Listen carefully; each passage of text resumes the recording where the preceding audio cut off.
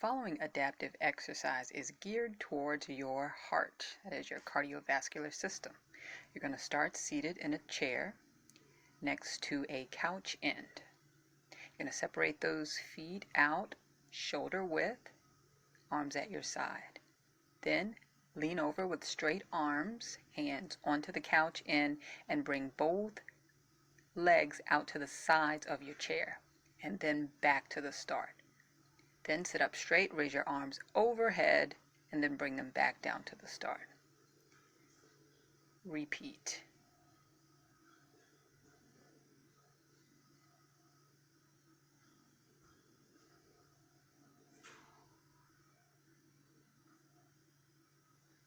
To modify, you will not use your legs. You'll extend your arms out nice and straight and forward on the couch end.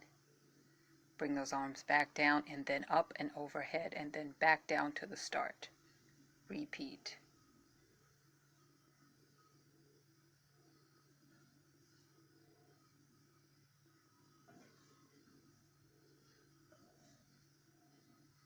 Thanks so much for watching. Please like, share, and subscribe for more exercises.